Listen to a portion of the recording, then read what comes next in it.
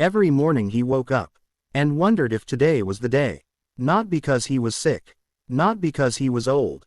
Because his job required him to put unknown substances into his mouth. In front of the most dangerous man in the world. And pretend he wasn't afraid. He was Rome's royal food taster. And the brutal truth about this job is that the ones who survived longest weren't the lucky ones. Stop right there. Before you think this was some desperate peasant with no options. The waiting list for this position was long. Men competed for this job. Powerful men. Connected men. Men who understood something about proximity to the emperor that most Romans never figured out. That standing closest to the most dangerous person in Rome was actually the safest place you could be. Until it wasn't. Rank 1. The kitchen slave. He didn't choose this. Nobody at the bottom ever chose it. The kitchen slave was the first line of food security in the imperial palace, and he didn't even know it. His job was simple on paper. Prepare the emperor's food. Keep the kitchen clean. Follow every instruction from the senior kitchen staff without question or hesitation. But what nobody told the kitchen slave when he arrived was that every single person who touched the emperor's food was being watched. Not by guards, by other slaves. The imperial palace ran on information. Who spoke to whom? Who handled what? Who had access to which ingredients and for how long? The kitchen slave existed inside a surveillance system so complete that he couldn't scratch his nose without someone noting it. And he had no idea. He stirred pots. He carried trays. He cleaned surfaces until his hands cracked and bled. And somewhere above him, in a hierarchy he couldn't yet see clearly, people were deciding whether he was useful, or whether he was a liability. The ones who figured out they were being evaluated, and adjusted their behavior accordingly, started moving up. The ones who didn't, stayed in the kitchen until they died there. Rank 2. The ingredient checker. One step above the kitchen floor was the first position that required actual knowledge. The ingredient checker examined everything that entered the imperial kitchen before it was touched by any cook. Every piece of meat, every vegetable, every imported spice from the edges of the empire. He was looking for specific things. Discoloration that indicated rot used to mask something more deliberate. Smells that were slightly wrong in ways that required experience to detect. Textures that had been altered. Weights that didn't match what the supplier's records indicated. He had learned this through years of observation and instruction from the man who held the position before him. And here is the detail that makes this rank genuinely disturbing. The ingredient checker's methods of verification were not entirely visual. Some things could only be confirmed one way. He tasted. Small amounts. Careful amounts. Enough to detect. Not enough to kill quickly if something was wrong. He told himself this distinction mattered. Most of the time he was right. Rank 3. The meal taster. This is the rank most people think of when they imagine the position. The meal taster sat or stood in the dining room itself, in the presence of the emperor, and ate portions of every dish before the emperor touched it. The waiting period after tasting was specific. Long enough for fast-acting poisons to show symptoms, short enough not to delay the emperor's meal significantly. During that waiting period, the meal taster stood still, and the emperor watched him. Not with concern, with assessment. Any change in color, any tremor in the hands, any shift in the eyes that suggested something was happening internally. The meal taster understood that his body was not his own in these moments. It was a diagnostic instrument. And he had trained himself, over years, to control every external signal his body produced. Because appearing unwell when you were perfectly fine was as dangerous as actually being poisoned. An emperor who believed his food was compromised when it wasn't did not calmly investigate the misunderstanding. Rank 4. The poison specialist. Above the meal taster was someone who operated in a completely different category.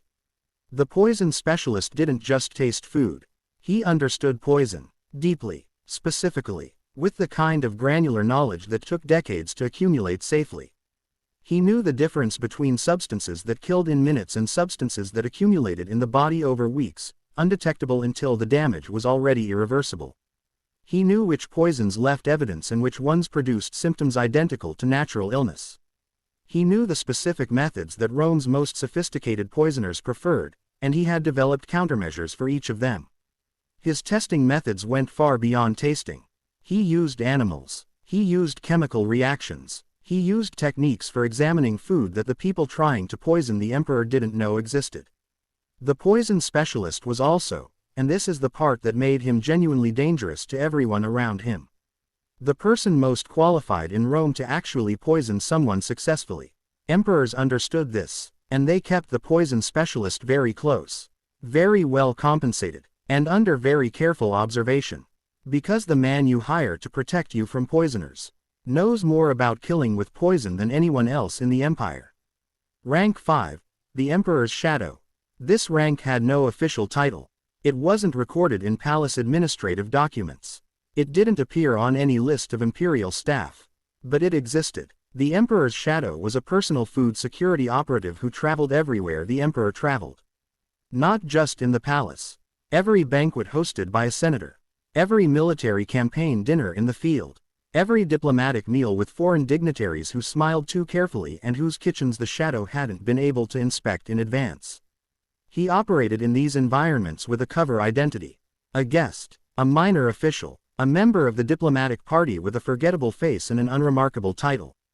While everyone else at the table focused on the political conversation, he watched the food, every hand that touched a dish before it reached the Emperor, every server who lingered a moment too long near a specific plate.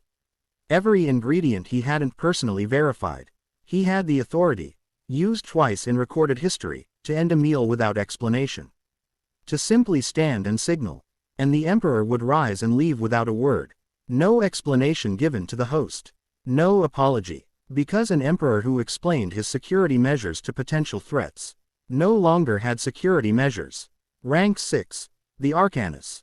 At the absolute top of this hierarchy was a position so sensitive that the people who held it were not acknowledged to exist. The Arcanus. The Hidden One. He was not a food taster in any conventional sense.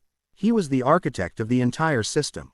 He designed the protocols. He trained the people at every rank below him. He identified vulnerabilities in the Emperor's food security before enemies could exploit them. He ran a counterintelligence operation specifically targeting anyone in Rome who might be developing the capability or the motivation to poison the Emperor. He knew, before an assassination attempt happened, that it was being considered. Because he had people inside every household in Rome that mattered, reporting to him, through channels that didn't appear to be reporting channels at all. The Arcanus had access to the Emperor that generals didn't have. He could request a private audience and receive it within the hour. He had kept, across the span of several documented reigns, multiple emperors alive through threats those emperors never knew existed. Threats that were neutralized before they became attempts. People who disappeared from Rome for reasons that official records described as voluntary. The Arcanus lived a life of absolute invisibility at the center of absolute power. No monument, no recognition, no history that named him directly. Because the moment his name was known, he became exactly the kind of target his entire career had been spent protecting against. Outro. 6 ranks. From a kitchen slave who didn't know he was being watched, to the invisible man who watched everyone. The Roman Empire's greatest weapon was never its army. It was the system of paranoia, built so carefully, maintained so completely, that threats dissolved before they could form. And at the center of that system was a man nobody could name, keeping alive a man everyone knew. If this is the kind of history you have been looking for, subscribe to Vexmark, because the next secret is darker than this one.